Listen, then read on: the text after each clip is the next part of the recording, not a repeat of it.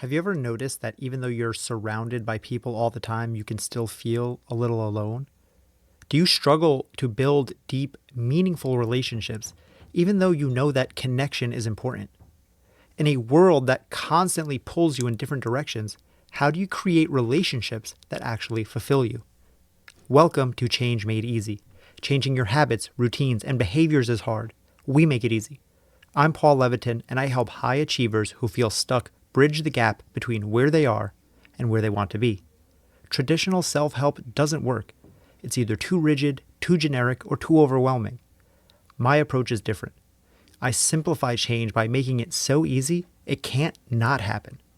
Using my easier framework, I'll help you create habits, build routines, and behaviors that stick so you can stop struggling and start thriving. It's that easy. In today's episode, we're asking, how can you create real, lasting connections in a world that often feels disconnected? If you've ever felt like you're drifting through life without a strong support system, if you sometimes wonder why some relationships feel fulfilling and others drain you, or if you're just tired of service-level connections that don't really go anywhere, this episode is for you. Because real connection isn't just a luxury. It's essential for your happiness, success, and even your health.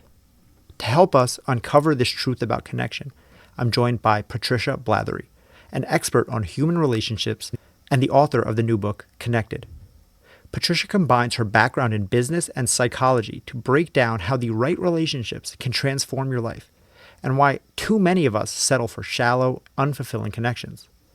In this episode, we discuss why you might feel disconnected even when you're surrounded by people, how different types of relationships, from friendships to family bonds, shape your well-being, and why the quality of your connections matter more than how many people you know.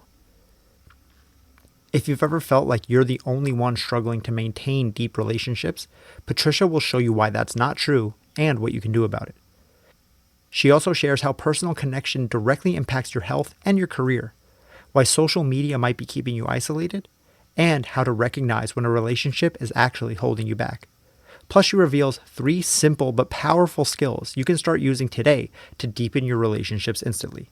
So if you're ready to stop feeling disconnected and start building the kinds of relationships that truly support you, you're in luck. And please enjoy this conversation with Patricia Blathory.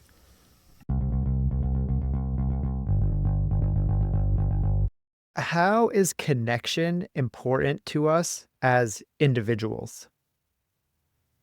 I think we're relational beings.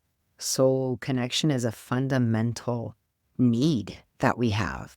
If you look at the Maslow's pyramid, connection and belonging is in there. So we're relational. We need it to thrive. We need it to succeed. We need to pretty much achieve anything we want in life. Yeah, I totally agree. And that brings an interesting kind of disconnect where we are relational beings, humans, we were pack animals up until a certain point, and now have pivoted or reached a tipping point to where we are in a society that is about individualism. And it's a lot of pull yourself up by your bootstraps and what have I done versus what have you done. So how do we balance those two when so much of what we are told to aspire to has to do with us more than the grand total sum of everyone? Yeah, you're right. The I think the culture and the values we are definitely there's been a pivot, especially in Western society, towards a more individualistic worldview. And not that I don't think that is a good thing. There's a place where your individual needs need to be above the needs of the group. So sometimes that is important because otherwise, if you don't prioritize yourself at all, then you end up living a life that is in dependent on everybody else. However, if that is not well balanced, we end up being so individualistic that we fall into what Vivek Murthy, he wrote a book called The Epidemic of Loneliness. And that's what it is because we have become so self-sufficient. But then I want to make a comment. It's not that we're self-sufficient. We have the fallacy of thinking that we're self-sufficient. And that's where we fall into all these difficulties the mental health issues, the loneliness, the suicide numbers are so much bigger now than they were before. And I think that's what it's happening. You mentioned the fallacy that we feel like individuals, but that's often not so much the case. I wonder about, as you were doing research for your book, Connected, if you found any interesting examples of that and ways that we can see, because it feels like I am an individual. So where does the fallacy come in? The fallacy of thinking, I think it's a fallacy of thinking that we don't need others. So the book, the big thing with the book, and I guess that the big research out there is that it shows that people that are better connected, so people that are in close relationships, and here it's not necessarily marriage. Sometimes you have a good friend, you might have a partner or a big group of friends. Statistically and empirically, those people live longer and healthier lives. And that's where that fallacy of, well, I'm an individual, I'm alone, that's where it comes from. It doesn't mean we're not able to figure things out on our own. I'm not questioning the individual's ability to get things done on your own. That's absolutely not the question. You can. You can live on your own and be happy, for sure. You can be a lone wolf at work and accomplish things and go up the echelon in your company. You can be the CEO and not need anybody. I'm not questioning that. What I am saying is that empirically and statistically, imagine how much further you would go and how much more success you would have if you had a village, if you had people in your life, how much healthier you would be. Oh, but I'm happier alone. Yes, there's some people that are happier alone, but when you have nobody, then who's there for you when you do need to go to the doctors or when you are sick? Because we all get sick. There are needs that we have as humans that really are only nurtured by other people. So I'm right on board with you. The connection is important, and having that is a key piece of the human experience. So I'm curious if in your research or just what you understand about this, is there a difference between the types of connections? You mentioned it doesn't have to be marriage. So is it the type of connection or also the amounts? Is it more breadth or depth? Like what are the actual specifics of what we should be looking to grow? So it doesn't, so the research that I've done, so I did research on siblings. How important is it to get along with your siblings? On marital, how important it is to have a spouse or a group of friends. And when you compare them, the only common denominator here is that you need to have your people. It doesn't matter who your people are. So some people, some individuals have a very strong sense of belonging in their family of origin. So you get along with your parents really well. You get along with your siblings like they are your people. You feel like it's a different lifetimes and you've been friends from different lifetimes. And in this life, you came back as siblings. So some people have this sense of belonging in their family of origin that is so strong that that's where they find themselves. And those are the relationships that are making them thrive and that feeds that relational need. Some people, it's about finding their partner. Oh, it's the love of my life. It's the other shoe, and you have all those analogies and metaphors, and that's where they find this sense of belonging. They have children, and together they make this one big happy family that they've built. So maybe they don't have the sense of belonging in their family of origin as the one they do in their family, their built family, the one they constructed. And then you have another set of individuals where they find a sense of belonging in their friends. So it's a group of friends that they travel together and they're great friends that they grew up together and they marry and unmarry and they have second marriages or third marriages. Sometimes they don't get along with their kids and whatever. But that friendship is so solid and the relationship is so strong that fills that sense of belonging. Hey, 1 second before we continue. If you're enjoying this episode, if you're learning something from this show, if you're catching yourself saying, man, this is so helpful, this Paul guy is pretty smart. First of all, thank you. But secondly, if that is you, you might have asked, how can I work with Paul? Can he help me create the change I've been looking for? And if you have, you're in luck. Because after 12 years as a coach, both in person and online, for the first time ever, I'm opening up my calendar specifically to talk to you, my podcast listener. Use the link in the show notes to book a completely free coaching session. If you need help with nutrition, fitness, motivation, mindset, basically anything that goes into building your happy, healthy life, then I want to talk to you. Click the link in the show notes and let's chat. I created this podcast to help, and now I want to go deeper. This is the first time I've ever offered anything like this, and I don't know how long it'll last or how long I'll be able to keep doing it, so take advantage while you can. All right, now let's get back to the show. So when you ask me, is it the type of relationship? So yes, in the sense that it's the depth, and it's a relationship that you can bring your authentic self to it. It's one that is filled with love and authenticity and truth, and where you really can show up as the version of you that you're most comfortable with. And I'm just going to open a parenthesis here.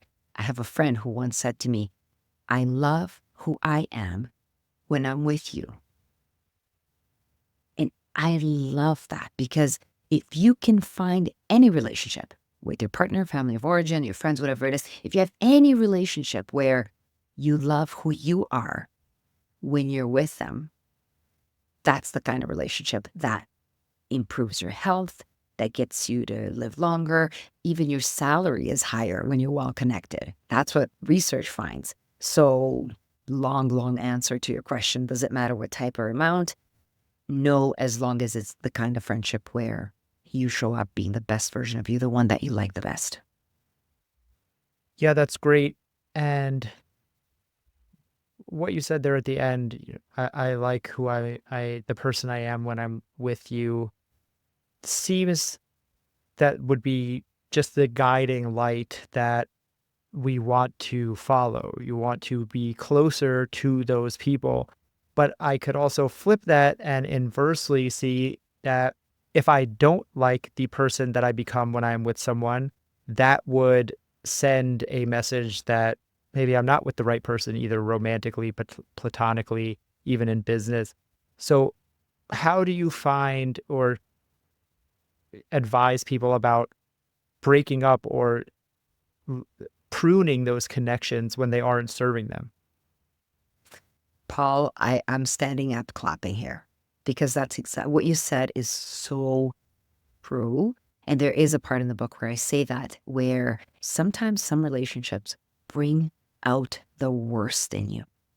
And I actually had one of these relationships. I was part of a group where there was this one specific person.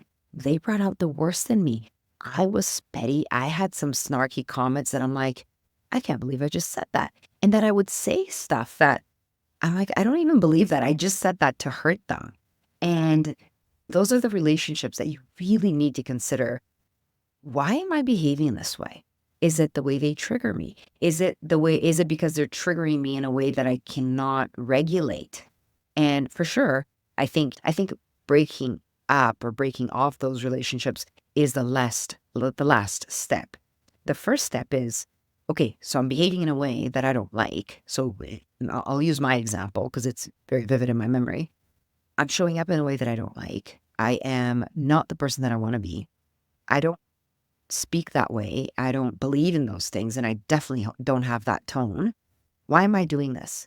So my first step was, what is it about what is it about this dynamic that I'm contributing? What is it about this? And then I'm like, okay, maybe I need to regulate better. So there was a lady, she triggered me. And then I'm like, why is she triggering me? Why is it that she bothers me so much? And why is it that, and then most importantly, why is it that I'm not regulating? Why is it that I'm losing my cool when she says those things or when she behaves that way? Because really, if you can control yourself, then it's all good. But I struggled and I struggled and I struggled. And I'm like, there's something about her that just brings out the worst in me. And then I came to the conclusion that I realized when is that she wanted me to conform to thinking the way she did. And for me, freedom of thought and the ability to think differently are very important values. And it really bothers me when people want you to always conform to a certain way of behaving or thinking. So this is what triggered me about her. And really, it was something I'm like, well, I don't really respect that point of view. And then I'm like, you know what? Maybe I'm better off away from this relationship. And sure enough, I didn't have the conversation because the minute I realized what it was these fundamental different values. Then I just kind of distanced myself. And now it's like, hey, how's it going? We meet. We actually occasionally meet because it's a big group of people, but we're not as close as we used to be. I don't have to see them that often because, again, sometimes you're just not compatible. And that's something to be respected. But you are dead on when you show up in relationships, not in a way that you recognize yourself, then for sure it's something you need to question. I really love that you said your first step wasn't to just pull away or just to get angry or upset, but it was to turn the light back on yourself and say, how am I contributing to this dynamic? Something I talk about often on the show is maintaining a sense of agency. And so often we think that as soon as something bad happens, it's like, well, it was them. They did this, they did that, they're an ass, they blah blah blah blah blah. And it's like all very well may be true. Some people are assholes and like that happens. And yet when we take the time to look at ourselves as the potential problem maker, we can also be the problem solver. Now, obviously, in that situation, that wasn't the case. You're like, no, like this person is impeding on my values, and like that's not someone I want to be involved with. But I love that first step wasn't immediately to start attacking and to sow divisiveness, divisiveness, and that you kind of looked at yourself first. I wonder though, when you talk about connections, like you said, like we know that we're better with more connections, with deeper connections, whether it's familial, friends, work connections.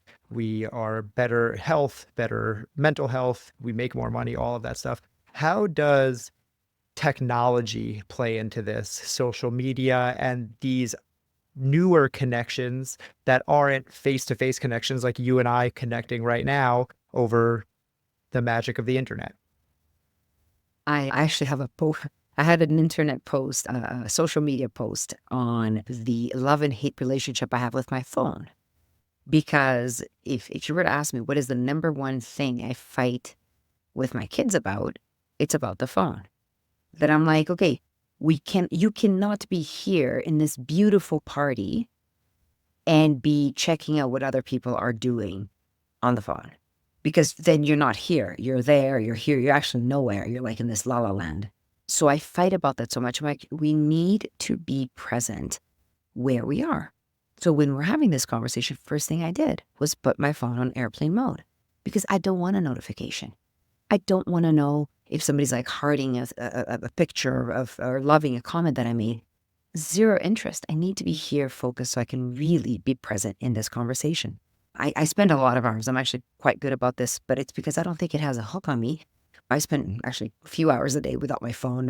Half the time I don't know where it is. And then, of course, I'll sit and I'll attend to it for a half an hour, responding and answering and being present there.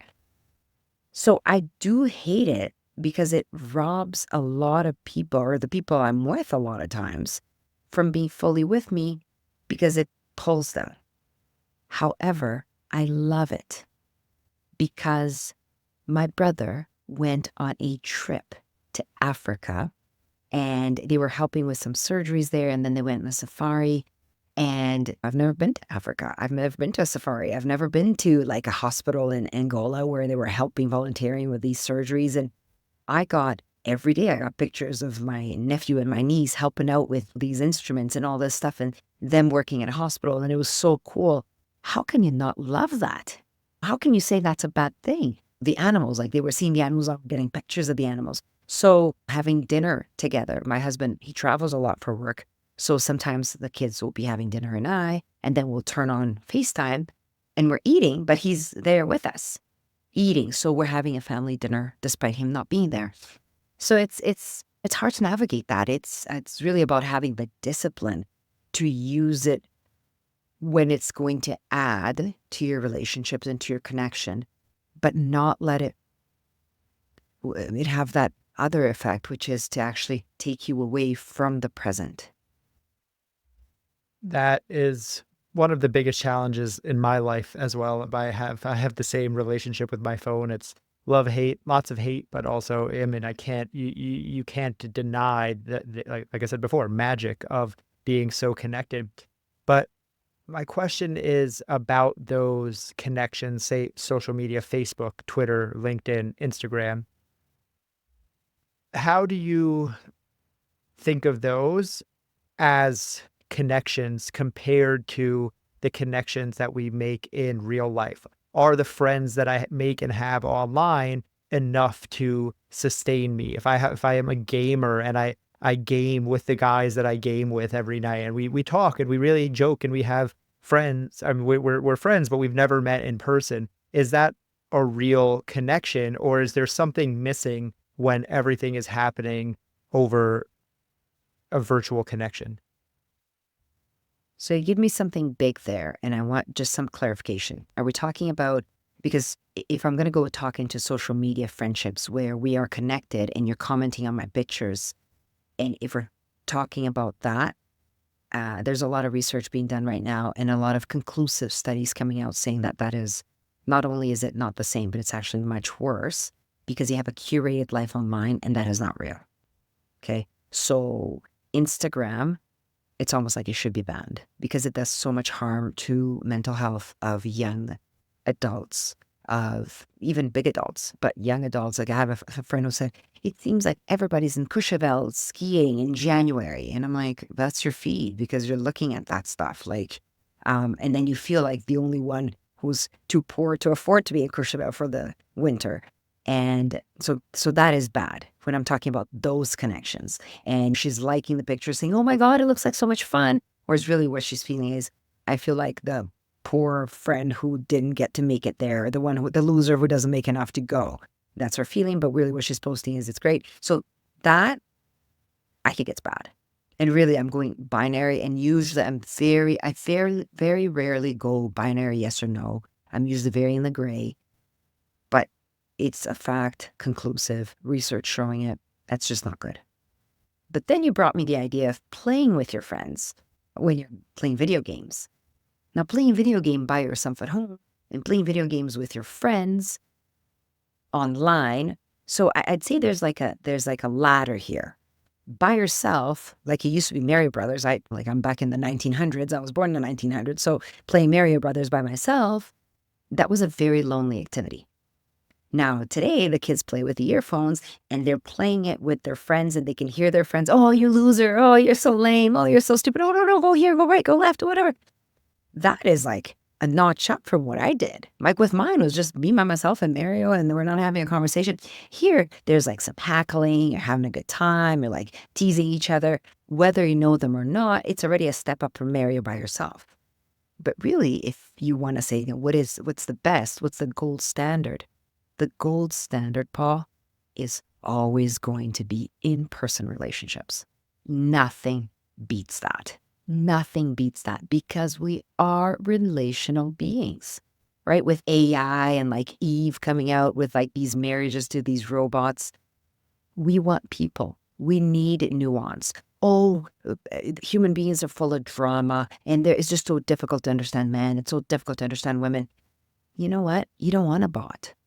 You don't want somebody who's, yes, no, I'll please you all the time, I'll do this. No, the nuance is what makes this dance so formidable, like so just, and we don't know what's going to come your way. Like one day is this, one day is the other. That's the beauty of life, right? And so that's my answer. I don't know if you agree or what you think, but I really believe in that. Yeah, I mean, I totally agree. I do think, again, everything is, I'm the same way as you. I try to very rarely say one things are one way or the other. Nothing is black or white. I do think Instagram is net negative, and yet it still has hugely powerful positive aspects to it of connecting people and things like that. But yes, in terms of, I would agree on the video gaming thing. I'm not a gamer, but I have friends who are, and like they literally have friends who they've been friends with for 10 years and they've never met, but they get together every Thursday night and they play online, and then and they know about each other's kids and marriages and when they get fired from a job. So it's, I think, a cool way to be connected because some people might not have that opportunity to meet with all those people in real life. So I think that aspect of it is very interesting. But I'm wondering if when you think about connections, you also think about connections to a certain thing or a phase of life. And what I'm asking is, I know that you have transitioned careers after 15 years or more in a single career to then shift out of that to go to school for an entire new field and basically start from scratch. So I'm wondering if when you do something like that, how do you disconnect from the person that you were before? And so much of your identity is tied up in being the person who did X, Y, and Z, and now I'm leaving all that behind. How do you make that decision to shift gears like that? Yeah. I think the only tweak I would do is that you don't disconnect. You don't leave it behind because they're all layers that are on top of each other. So the Patricia that went to a business school, like I have a master's in business, I'm an entrepreneur. I actually literally did not leave my business. I still run it on the side. So I haven't, but even if I had, let's say I was an executive in a big company, even had I left it to switch into being a psychologist, you don't leave it behind. Everything that I learned in that career, everything that I experienced in that career, it makes me who I am. It's part of who I am. So then today, as a psychologist, psychotherapist, if you ask me, Patricia, do you niche? Yes. What do you niche on? Leaders, entrepreneurs, people in leadership positions. And why do you think that is? It's because the layers under my psychotherapy practice are full of entrepreneurial experiences and what I lived, what did I do, and all this knowledge that I have, and all this. I'm so relatable. So when they speak about this, I know exactly what it is. I'm worried that my business is going to fail. I'm like, been there. Oh, we had a great year. Surprisingly, I don't know why. I'm like, been there. So we don't leave things behind. And even relationships, even one thing I talk about, sometimes people get divorced and they're like, oh my God, I'm going to have to start anew. I'm like, no, you don't start anew. You're a different person because of what you experienced in that relationship or in that career or in that company. So that's the only tweak I would do because the connection never, you might not have the connection with that person, but what you experienced and what you learned remain. I think that's a very powerful reframe. I appreciate you offering that because that makes all of the difference. So often people break up, get divorced, whatever, end a relationship and talk about the time that they wasted or the time that they lost. And it's just like that's not how this is. You don't lose time, you don't waste time. You could still you had 4 or 5 years together. That was great. Just because the last 6 months was full of arguing, that doesn't negate all of the happiness and everything like that. So I think, and again, with no matter what area of life you're thinking about, you can always take the lessons from one area to the other. So something I've heard you say in the past is we can't change the things that happen to us, but we can change the way we experience them. Can you expand on that a little bit? I love that. And that is the promise and the potential of psychotherapy because life is, life is. You have a disability, that's a fact. Your husband left you, that's a fact. Your kid died, that's a fact. Life is. The way we relate to these things, that is what can be changed. I think it's the Stoics, the Stoicism, the philosophy, they say that like nothing has a meaning. Basically, the meaning is what we attribute to these facts. So what I do in psychotherapy is come on in. Let's talk about this and let's see what kind of a meaning, what kind of a narrative are you bringing with that very hard thing that you're going through? What's your narrative? What meaning are you attributing to it? And what I do is I try to sell you perspective and hope. So if you ask, well, what is it that you do for a living? I'm like, I sell you perspective and hope. Because if I can take a very difficult situation and try to talk about it and help you maybe see it from a different perspective, or let's break this down. This big problem, it's actually many different things and make you see it in a different light, then the way you relate to that problem, then all of a sudden it's like, okay, it has a size now. I can tackle it. Because if it's too big and you can't see it, it becomes overwhelming and all encompassing and engulfs you. So that sentence that you said, it is so dear to me. And when you were saying it, I actually got goosebumps because I do think it's so powerful and it's beautiful. I love that breakdown. Life is such a powerful sentence, such a powerful sentiment. I talk about the same thing a lot with my clients on this show.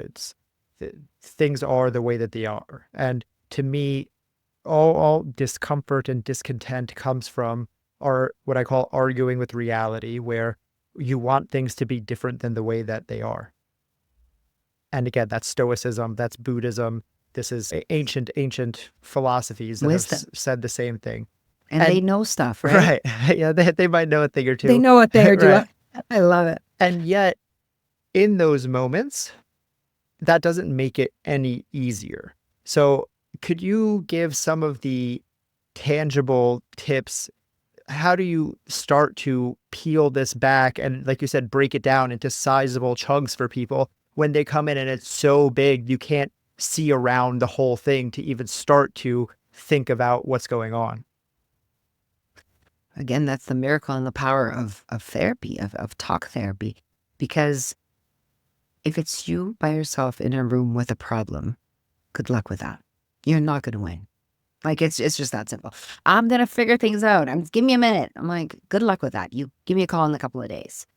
But when you have somebody, and there's actually a picture that sometimes I show to my clients because one of my clients gave it to me as a gift, and then I show it to other people, which is you come in with this ball of yarn with all these different colors.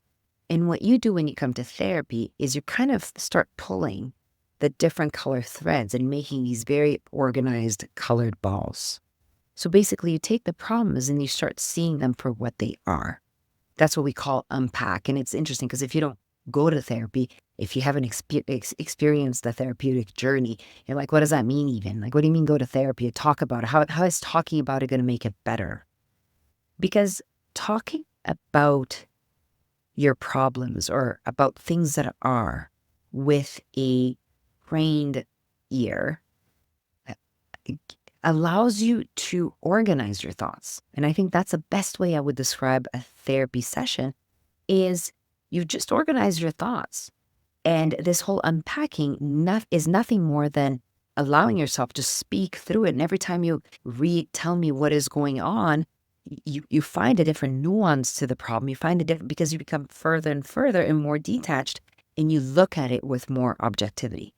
And that is talking about the problem allows you to look at things more objectively and less with your limbic system and all that subjectivity and all these emotions, which is really what mars your ability to make decisions and to attribute a more reasonable meaning to things.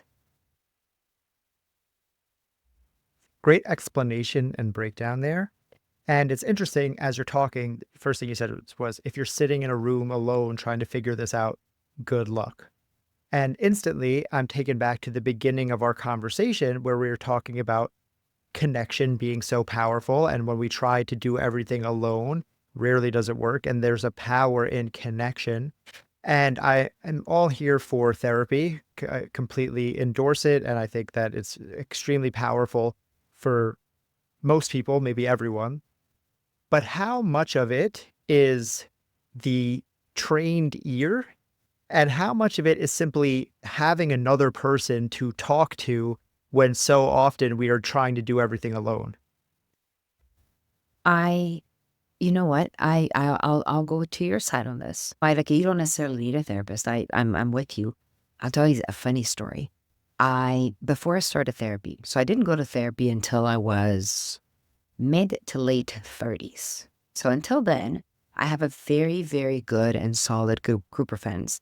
And the people who I have, who I love who I am when I show up with them, because I don't need to put up a facade. I'm vulnerable. I'm the one who doesn't know anything. I can ask stupid questions and I can tell them how much I'm struggling with all the different realms in my life. And that's how I show up. And usually they give me good perspective. And I have a couple of friends, and one of which I'll tell you, like, she's so good that once I was having issues in my marriage, and she's like, the problem is you. because you do this and you do this and you do this. And of course, when you do this, he does that. So this is the kind of great feedback you can have with another human who's not even a therapist. Now, I had then a little bit of a bigger problem in my relationship, and it was a little bit of a tougher pill to swallow. We lost our ability to communicate. And I talked to her about this problem, and I talked to her about this problem. And eventually, this friend comes to me and she says, you know what?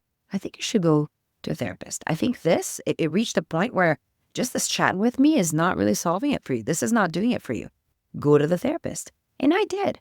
And that is, I think, when the trained ear, when the chosen interventions, when the very well put questions come into play.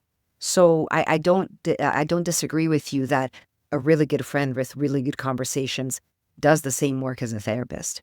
There's just that sometimes people don't have those relationships. So this is one potential problem. And a lot of times I'm like, you got to find people in your life who you have these kind of conversations with.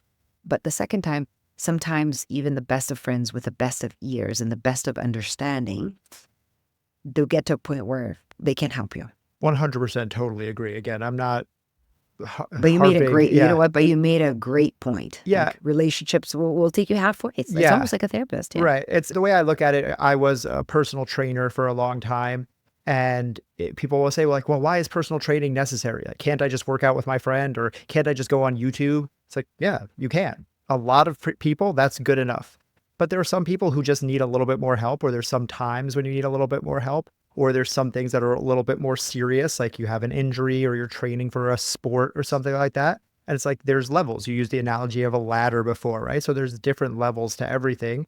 It's not to say that therapy wouldn't help anyone, but so is just having those friendships. And like you said, though, having that as an option where not everyone has those friends. Some people live in rural places. Some people don't have the family connections that you spoke about earlier. So I think that everything is just a tool in the toolbox, but I'm always wanting people to understand that a tool is only as good as you know how to use it, right? As they say, when everything is a hammer, all you have is nails or something like that. And I want to make just one more comment about that too. There's also an assumption in what you say that people know how to have these deep relationships and these deep conversations. And I will tell you that what I find a lot of times people come to therapy to learn how to have these deeper conversations where they have lots of friends, but their conversations kind of remain at a little bit of a higher level where the conversation is like, hi, Paul, how are you? It was great. How was work? It was great. You don't get into why does that matter? Why is this relevant? Oh, is your dad sick? Yes, my dad's sick. He's in the hospital. Is he okay? Yep, he's good. He made it out of the hospital. No big deal. That's a surface level conversation.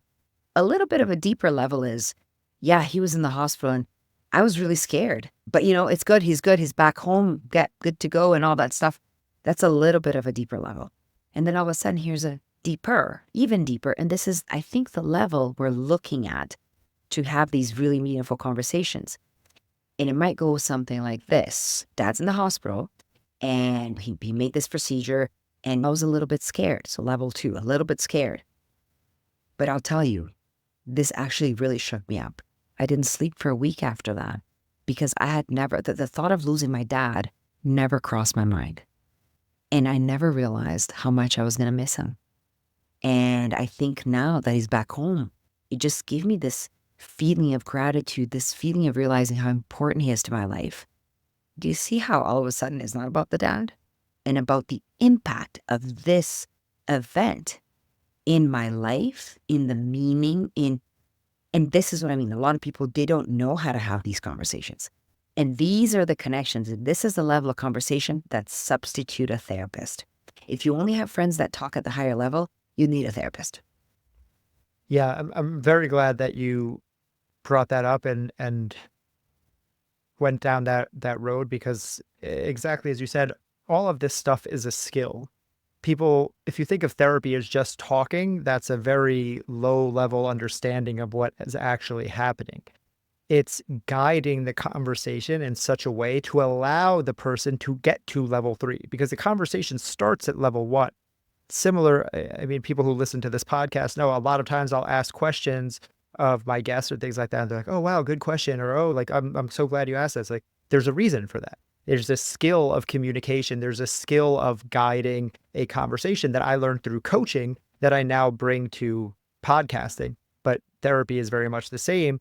It takes a specific skill set to be able to get down from level 1 to level 2 to level 3, especially because we innately put up guards around those things. So yes, you Yes. could have those friendships where you get to level 3, but that would actually be, I would think, even harder because our friends, we have a different dynamic where we have a level of ego and we have a certain persona that we put up. Where a therapist, you go to therapy thinking, all right, I'm going to have these deep conversations. This person doesn't know me. I don't know them, but we're going to get into the grit and the grime and the muck. So I appreciate you kind of offering that discrepancy or that distinction, because Yeah. while it would be cool to have all of the friends who have these deep, meaningful conversations all the time, I think that most people listening, myself included, would realize that that's probably not how I talk to my friends most of the time. Most of my friends, it's that like, Exactly. yeah, things are cool. How are things with you?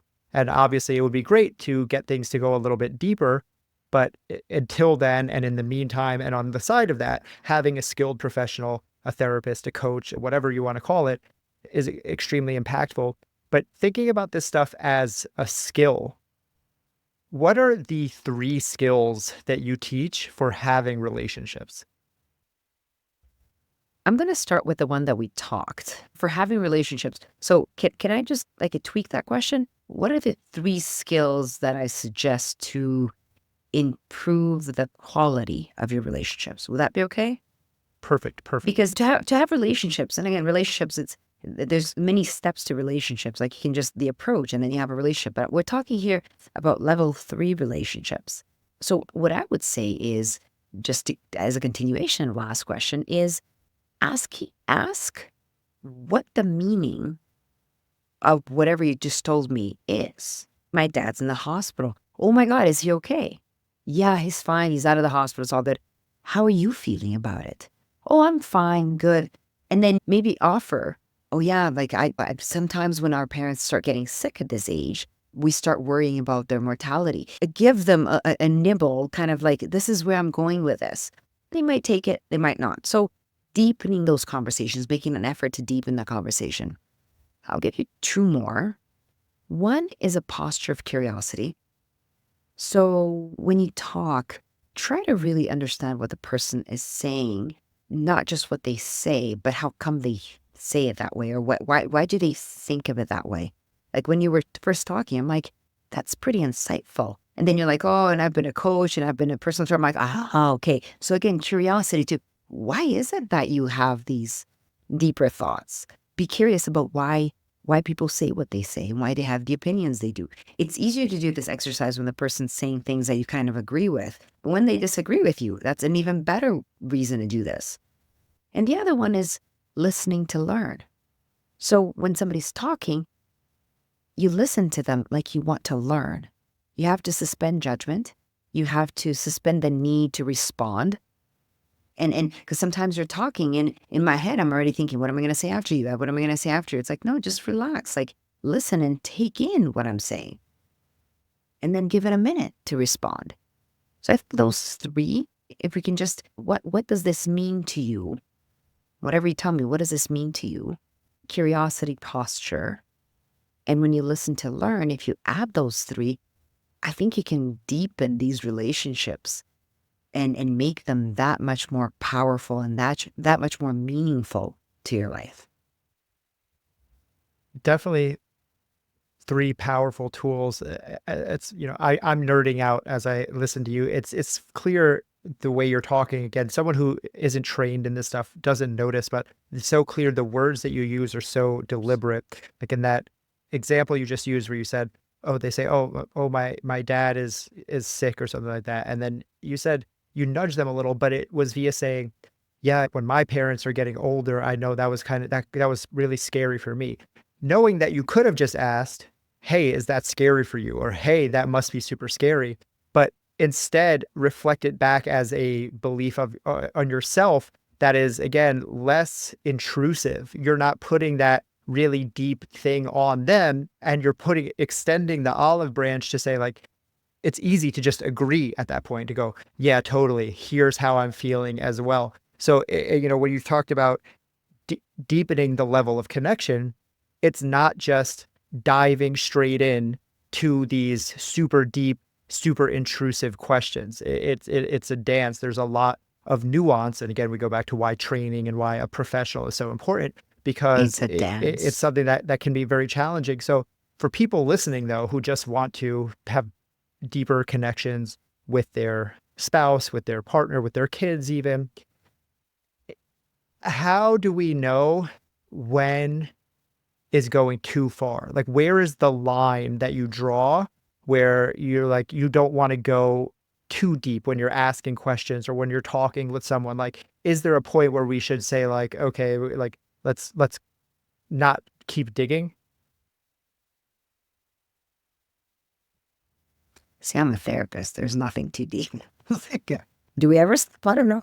I think asking what the meaning is, if you're not imposing to them what the answer is, they'll tell you how far they want to go. So when you extend that olive branch and you say, you know what, I think that'd be scary to have your parent in the hospital. I wonder, thinking about their mortality, because all of our parents are aging now, and it becomes a thing for us. And if they're like, no, no, no, it's, you know what, it's fine. They're in the hospital. It's all good. It's clear they're not wanting to walk that bit with you, and that's okay. And I think that's what it is. It's also about reading the answer and their willingness to do it. Or on the other hand, some people are intrusive, and you just might say, if you feel yourself on the other side where somebody's asking a lot of these questions and you don't want to answer, just say, you know what, I don't like it. This is raw for me. I don't want to have this conversation right now. Or, you know what, it's fine. Like this is what I'm willing to converse about right now. This is the level I want to go at right now. Right. I'm still working on this. Right. So it really is about, it goes back to that very initial thing, which is you have to be truthful and authentic and say, I don't want to go there. And that's okay. We have to respect that some people don't want to go there because they don't want to, or they're not ready to. And that's okay. What is the change that you want to see in the world? Do you see this here in my wall? Like I know, I don't know if the listeners are seeing. I have a sticker in my wall, and it's in Portuguese, and it says, "Be the change you want to see in the world" by Gandhi. This is what that says. So when you ask me this, I'm like, oh my goodness. I believe, and I really have brainwashed myself to this. I believe that there is a wheel of good. And I believe we're all connected. The reason my book is called Connected is because I believe we're all connected. I believe in the power of paying it forward.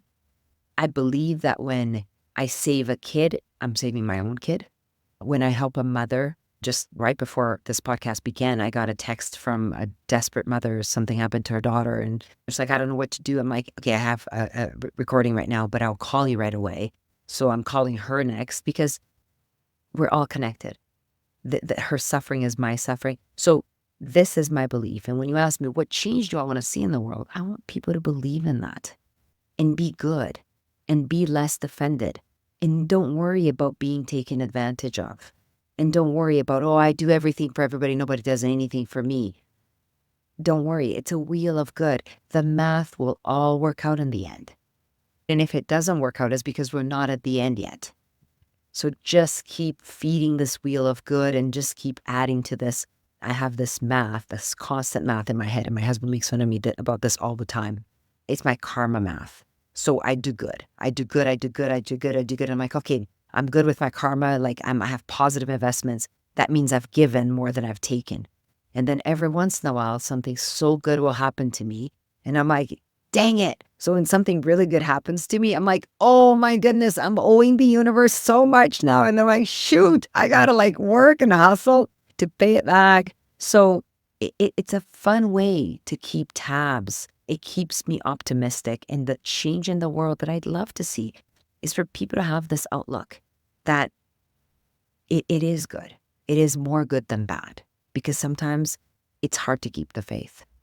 Yeah, it's beautiful. I love the karma math because, like you said, it's like, oh, when something good happens, it's like, well, now I have to do so much good to balance it out. But it's also, that means that when something bad happens, it's like, oh, good. Now that means that a lot of good is coming because I'm Yeah. owed it. So I appreciate that a lot. The last question I have is if you could leave listeners with one action step that they could take right now today, as soon as they take their headphones out, as soon as this episode ends, to start making whatever change they're trying to make, whatever positive change they're trying to make in their life, just a little bit easier. What would it be? Oh, Paul, I wish I could be like crazy inspirational, but we've got Gandhi with be the change you want to see in the world. So if there's one tangible thing, if you are good, if you do good, just everything kind of starts changing after that. I know I talk about this whole podcast has been about connection and relationships. So if there's one tangible thing, reach out to a connection, right? Call that uncle who's by himself, who's more isolated. Call that aunt call your parents. Give them the gift of the phone call. There you go. After you listen to this, please hang up and call a parent. And if you don't have a parent, call an uncle or an aunt or that cousin who's kind of more isolated. That's what we're going to do because that's the change we want to see in the world. So we're all connected and reaching out to the people who are maybe needing that phone call, needing that human connection, that human presence, that voice. How are you? You know what? I was listening to this and I thought of you, and you're such a, I don't know, great person and be part of my family or whatever it is. Before you go, I want to talk to you. Literally. For the first time ever in over 12 years as a coach and 4 years doing this podcast, I'm opening up my schedule to help listeners like you for free. I'm offering a free coaching session to you as a thank you for supporting this show. I help people create their healthy habits and happy lives and create positive change around their health, wealth, and relationships. Whatever you're working on, mind, body, and soul, we can cover it all. If you're struggling, I want to help you build a plan to get through it and past it. So go into the show notes and click the link that says book a free call today. I don't know how long I'll be able to keep doing this, and my schedule will fill up. So if you want to take advantage, make it happen ASAP.